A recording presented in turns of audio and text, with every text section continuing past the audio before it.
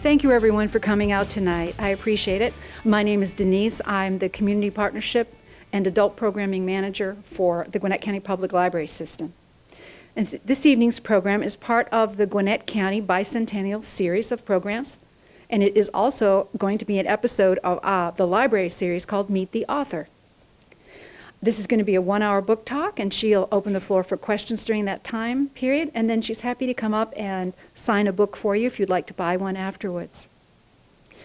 I'm going to get off the stage, but I simply want to be sure to thank Candace Morgan, the president of our Duluth Historical Society, Madison Chucky, who is the events coordinator for our city of Duluth, the fellows from TV Gwinnett that are filming, and of course our very beloved Mayor Nancy, who's now going to introduce our author, Mayor Nancy Harris.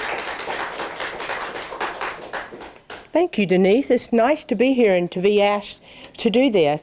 You know, I want to take just a minute to tell you that I have been living here for this 200 years. I have been living here for a quarter of it, more than.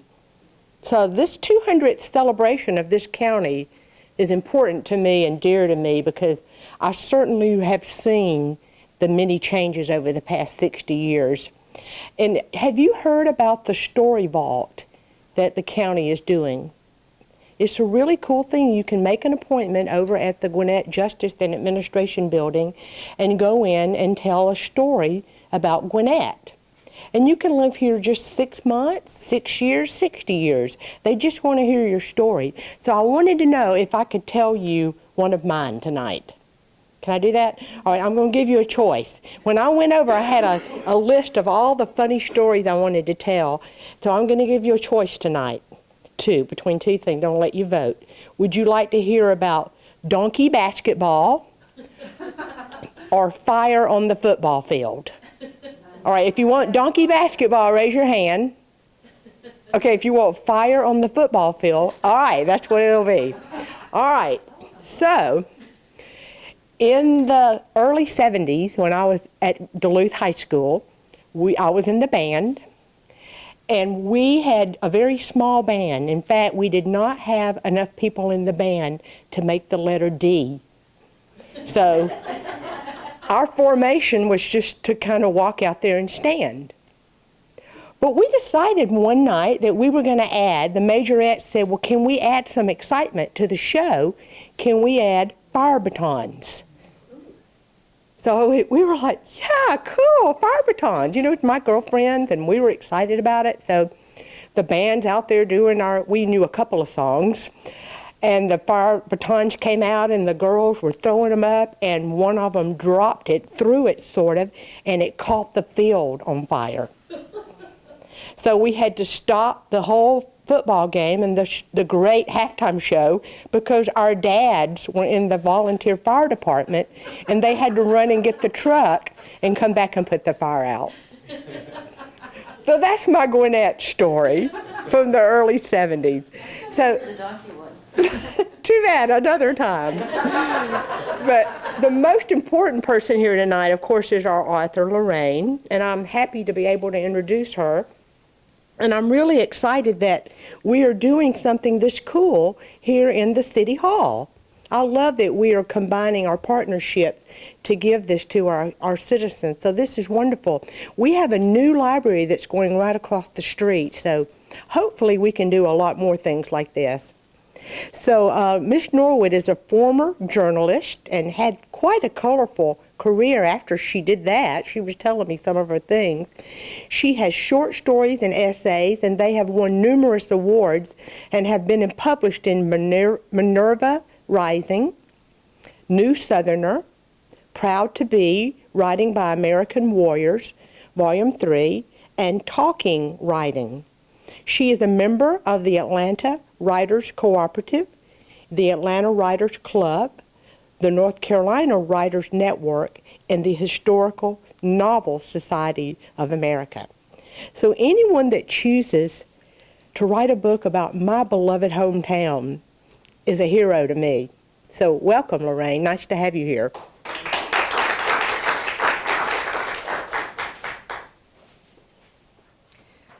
Well, thank you so much for inviting me.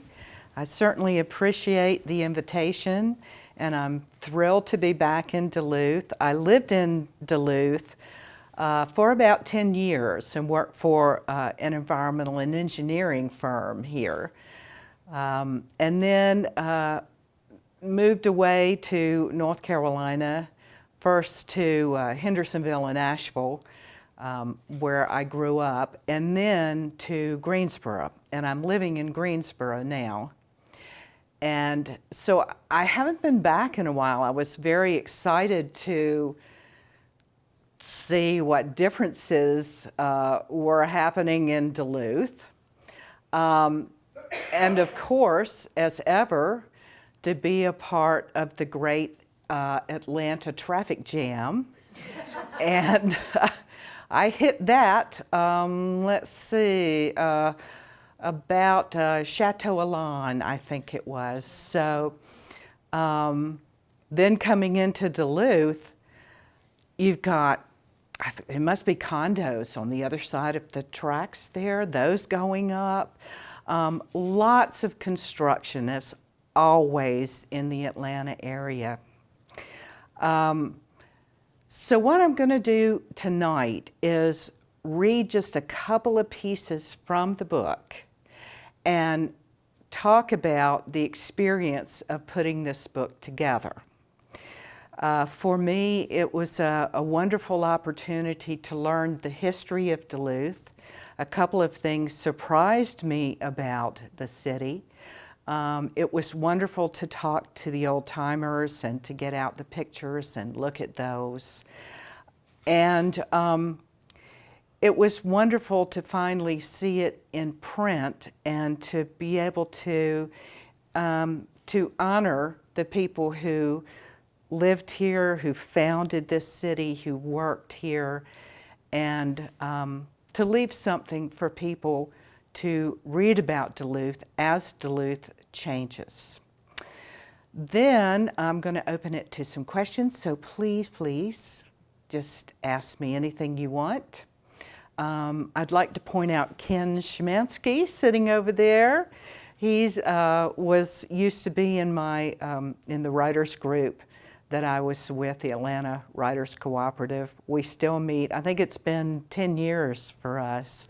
And when I moved away, they said, "You can't move away." And I said, "I'm not coming down here once a month. I love you guys, but I'm not going to do that." And so we Skype. And so I had to learn how to Skype. So, you know, you can teach an old dog new tricks, but I still have to have my children show me how to use my phone. So, well, when I contacted Arcadia about doing a book for them, I was with that engineering firm at the time in Duluth, and they said, "Well, funny you called. We have a book possibility in Duluth." And I said, "That's great." So it all worked out. I signed the contract and started work on it. And then some things happened, one of which I'll talk about later. But I call this left leg of mine my Duluth leg. And I'll tell you later why I call it my Duluth leg. And especially when a storm is coming in or there's a change in the weather patterns, my Duluth leg really hurts. So in the introductions to the book, I just basically start with the beginning with the settlers coming into this area, because as we know, the first settlers of Duluth were Native Americans. And then I go on from there to discuss the Civil War and the rise in cotton farming and churches being in the area.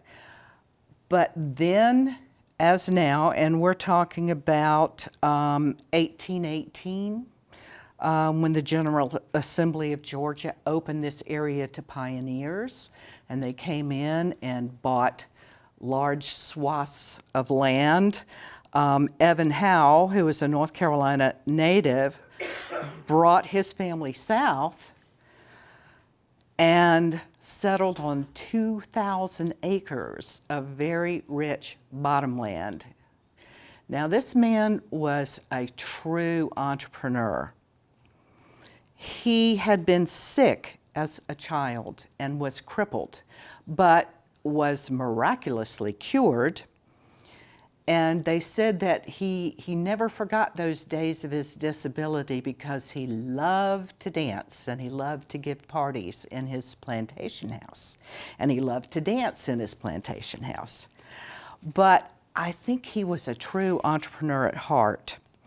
The crossroads that became Duluth piqued his interest, and he opened a general store here.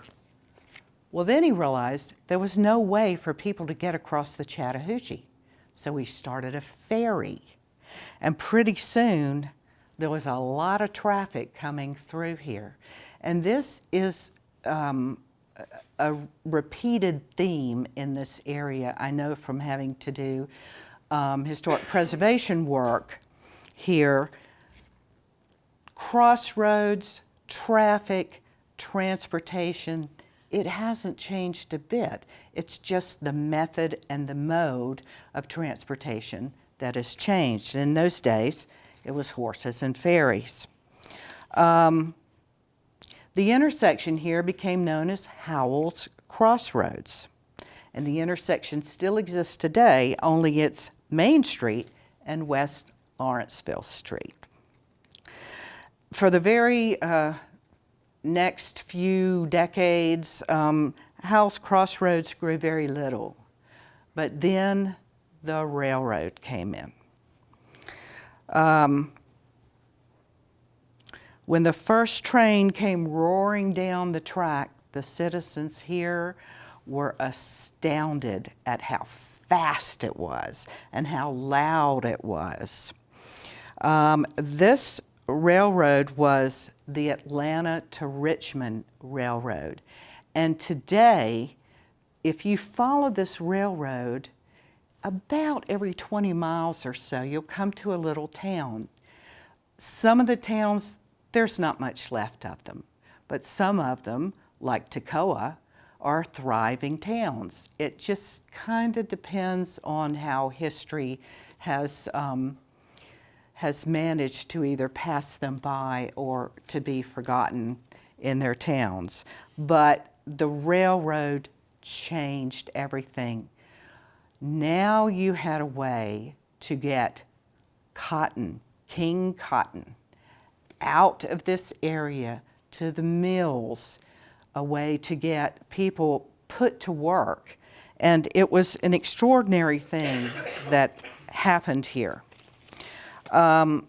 People even came to the train depot to meet the trains, even if they weren't going on the trains. One of them was the Bell coming out of Atlanta, and they would come to the depot to see the Bell come through. And it reminded me when I was a little girl, my father was into airplanes, and eventually he did get his license. But when I was a little girl, that was for him only a dream. So on Sundays, he and I would go to the airports to meet the planes coming in, because that was so thrilling, and people dressed up in those days to get on an airplane. So for Duluth people back in the day, it was trains. Unfortunately, King Cotton slumped because of the boll weevil. And following that disaster to the agricultural economy here, something else took the place of cotton, and it was something that you could drink if you so desired, and you took your life in your hands when you did so. And so the town got to be, according to some people, a little bit rough.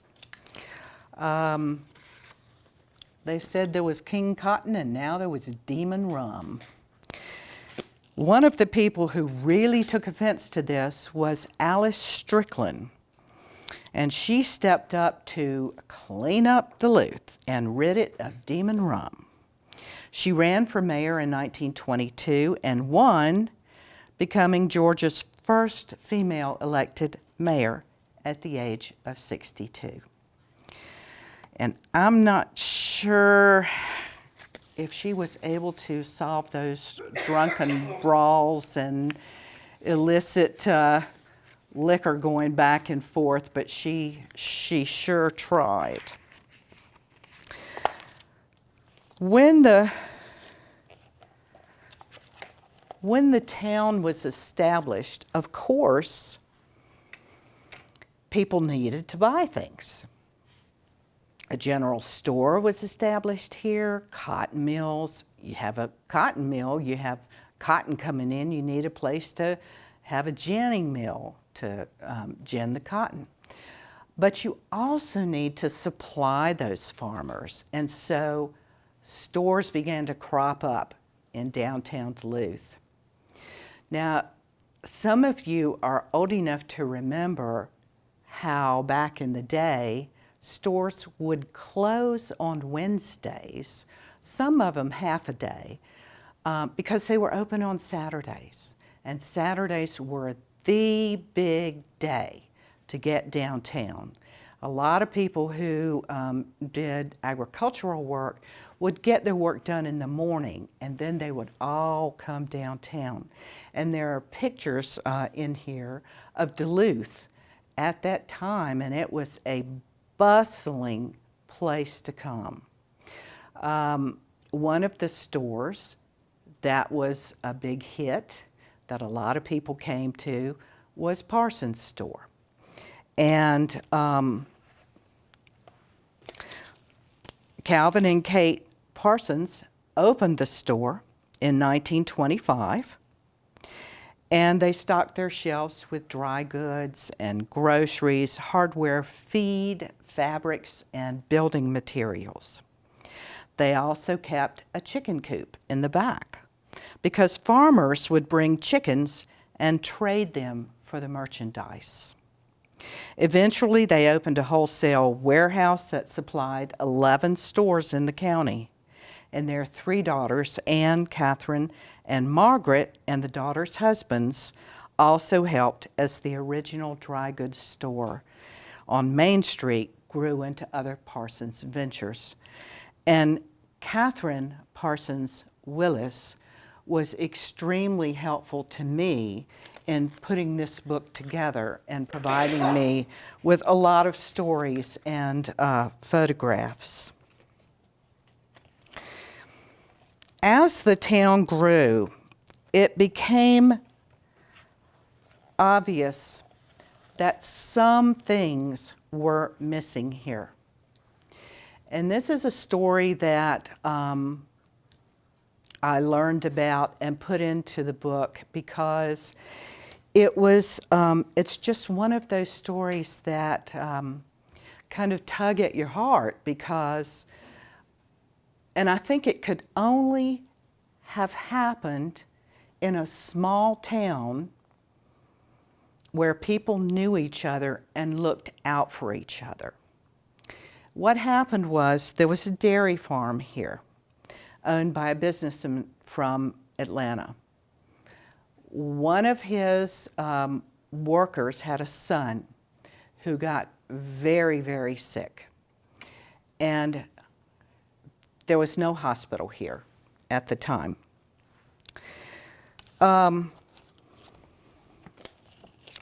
When the child, whose name was Olin, fell ill, nothing could be done for him. And so he died. And a lot of people, including the Parsons, felt that had there been a hospital here, the boy wouldn't have died. The parents came into town on a Sunday. They needed clothes for his funeral. And the Parsons left church and opened up their store so that they could buy the clothes for their son's funeral. Now, the man who owned the dairy farm had a wife who was so touched by the response of the people of Duluth that she decided to share the story with her father, who happened to be General Alfred R. Glancy, who was vice president of General Motors in Detroit. And he was the developer of the Pontiac automobile. He was impressed as well, and he sent a check to the town of Duluth, because by then the Parsons had rallied people to think about starting a hospital here. General Glancy thought that was a great idea. His little girl, who was named Joan, had died at the age of 4 from pneumonia. And he wanted something to honor Joan's name. So Glancy's check and the pledges that came from the town of Duluth meant that a nurse could be on duty 24 hours and could staff the hospital, and a doctor from Norcross could provide additional medical care. Herd Summerhour, Duluth's postmaster, wrote Glancy to thank him for the donation and suggested that the new clinic be named in honor of Joan Glancy. Glancy gave his permission and sent a $500 check and pledge of $250 to be made each year on the 4th day of April, which was the birthday of our Joan. And I have a photo of Joan Glancy in here. It's so sweet.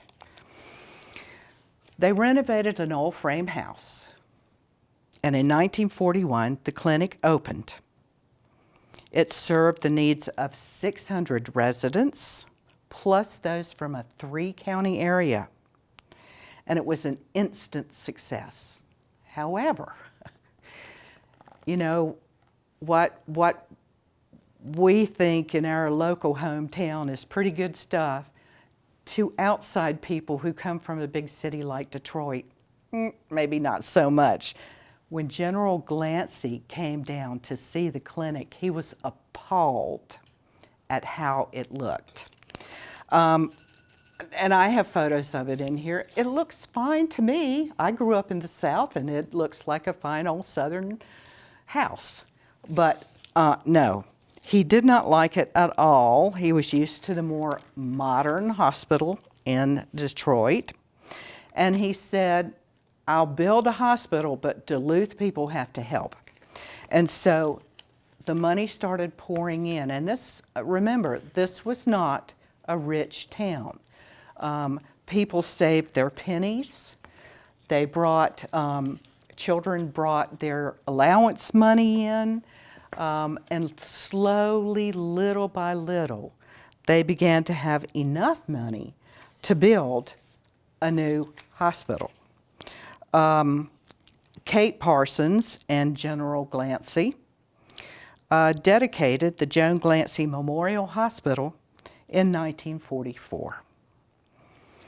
And by 1980, the hospital was the largest in the Gwinnett County hospital system.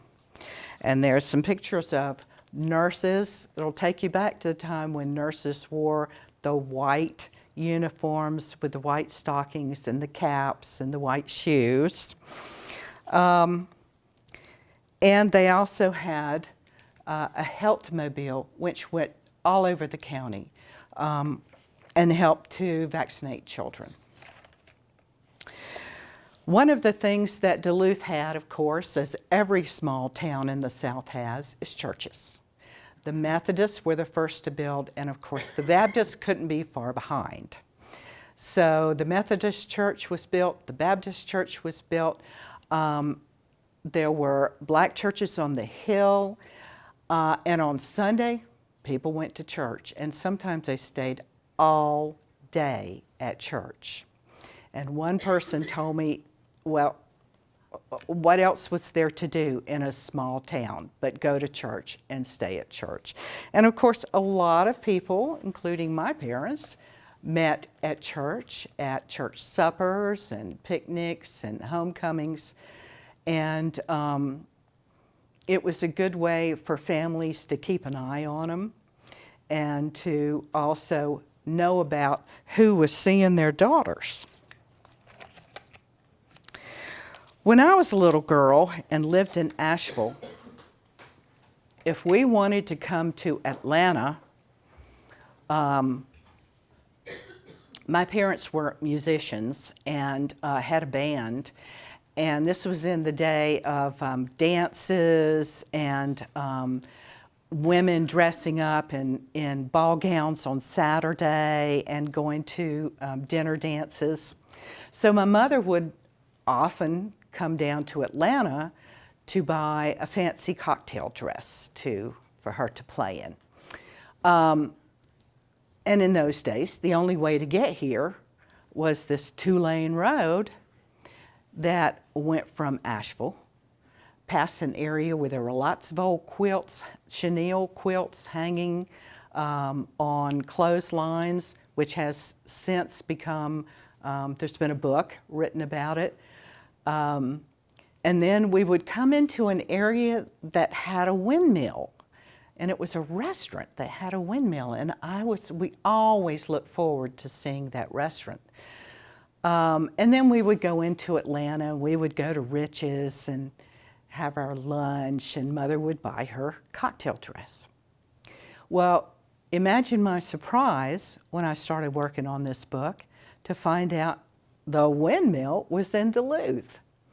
And it was an actual working windmill. A husband and wife built the restaurant themselves and ran the restaurant, and it was very, very popular and was the place to go on Sundays for fried chicken and pineapple cake. And I was lucky enough to get the recipe for the pineapple cake, which I've included in the book, along with a picture of the windmill. And this was no small feat. I mean, we're not talking about a small, tiny replica. It looks like something you'd see in the Netherlands. But they ran the restaurant for many, many years. And then it's not weird, but let's say strange in a good way, stories that I ran across was the chicken story. It turns out, if you think about the chickens that our mothers got from the grocery store back in the day, they were pretty small compared to the chickens today. Today, they have these, there's no other way to say it, they have these humongous breasts. And it wasn't always the case. Well, you can thank Duluth for that, because the A&P grocery store, may it rest in peace, that and Piggly Wiggly, I guess maybe there's still a few left, they had a contest. They wanted to see if you could develop a chicken that had, instead of breeding being a priority, the amount of meat on the chicken was the priority. So they connected with the University of Arkansas, and a man from Duluth took his chickens there, and they first sexed the chickens to make sure that they were all male, and then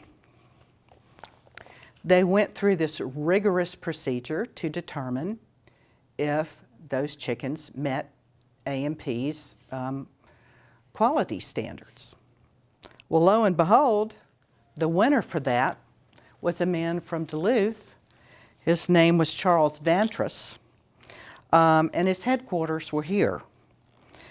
The Vantrus facility raised about 3 million roosters a year, and he won $5,000 and a first place trophy. He became a leading broiler breeder company and was later acquired by Tyson Foods. Vantrus, operating as Cobb Vantrus, is still a market leader supplying broilers to more than 60 countries. And those broilers have humongous breasts. So next time you fix chicken, you can thank Duluth for that. Duluth had a lot of hometown entertainment. Watermelon picnics, football, square dancing, all the things that made a hometown, a small town, very special. The buildings that were here, you know, let's face it, there's been a lot of building construction work that has replaced historic preservation houses. But there are some left, and it gives you an idea of what the taste of Duluth was like. You've got a wonderful downtown area that's still historic, and you've got historic houses here, like the Payne House and the Knox House. You got a wonderful graveyard on the other side of the City Hall. And it gives you an idea of what Duluth was all about back in the day, back when people came to town to get their supplies, and back when people worked in the agricultural fields of the area, back when the train first came to town. Things have changed, but you can still hear the train going down the tracks. And you can still see some of the historic buildings which are here. As I saw today, and actually when I was doing this book, Duluth is changing.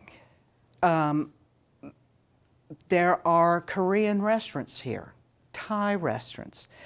People have moved in from all ethnic groups, and it may have changed the way some people see Duluth, but I think it can only add to the flavor of Duluth. It is, after all, the way Americans have always done it, by moving from place to place, by moving as immigrants to a new town, and that's certainly true of Duluth.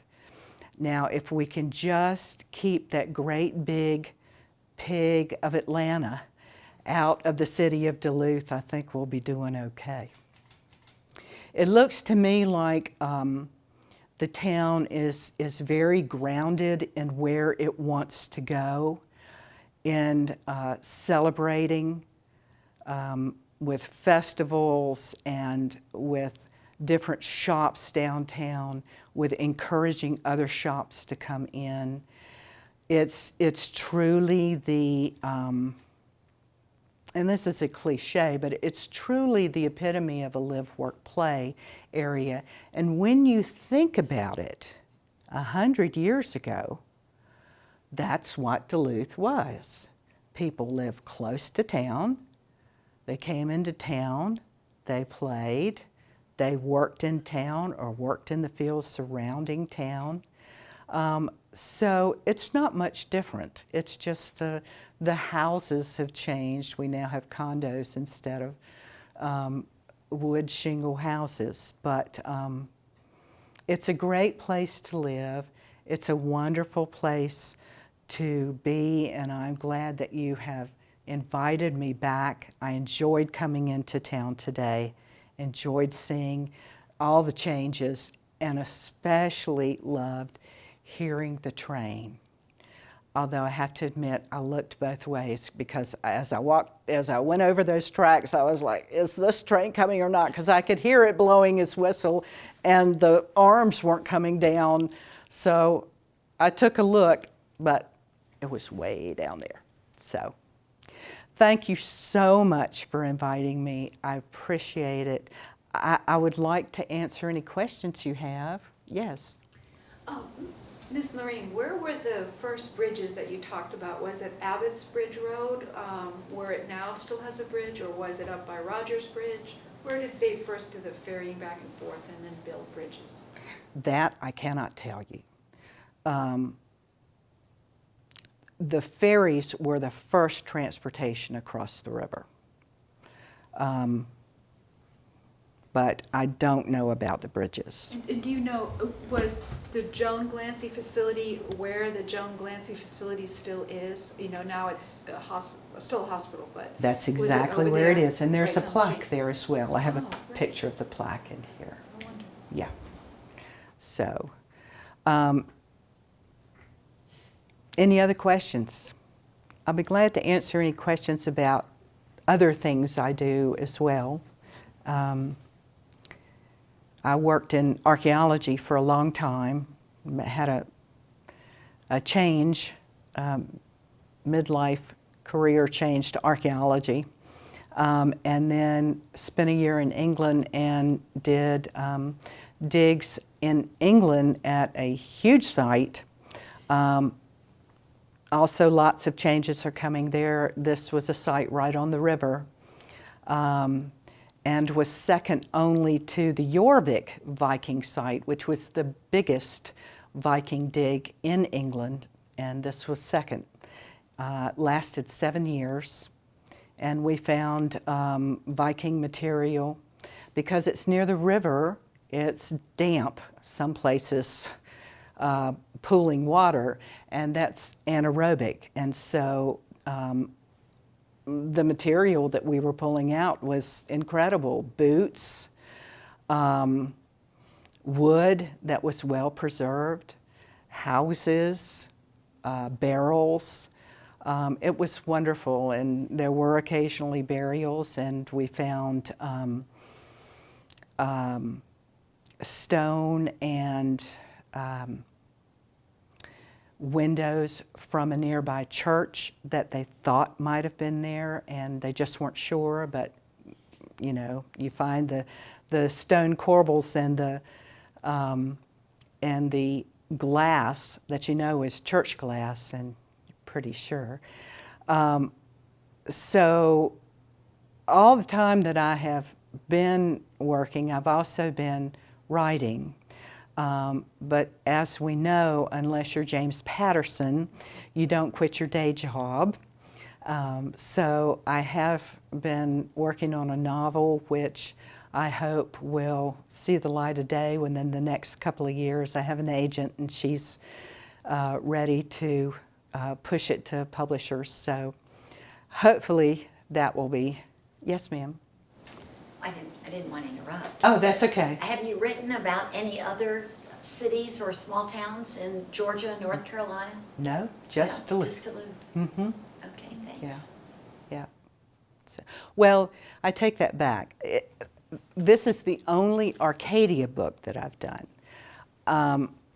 I did lots of reports while working for the engineering firm on historic preservation in the Atlanta area, including a large report on a similar crossroads that never got to be as big as Duluth, and has since been overtaken by the ubiquitous Walmart and Publix and, you know, shops like that. And my job was to shoot photos of crossroads areas around that town of what was there now, and then find photos of the exact same place and what was there then. And I found that 97% of it was gone. But I learned a lesson then, because it's easy to say, well, that's just horrible. People should hold on to their historic houses.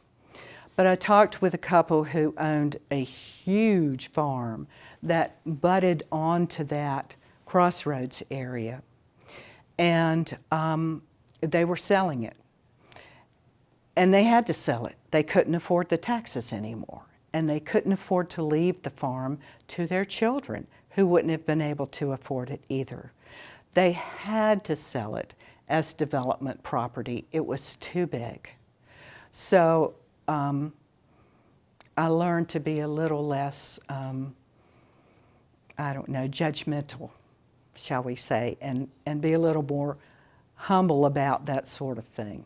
So, yes, sir. Where is this particular place at that you're speaking of? It's down past Lilburn, Snellville, before the Yellow River. Okay. Yeah. So, it's a beautiful area. Yeah. Anything else? Well, you all have been very, very kind. Thank you very much. I appreciate it, and for those of you who bought books, thank you so much. I appreciate that as well.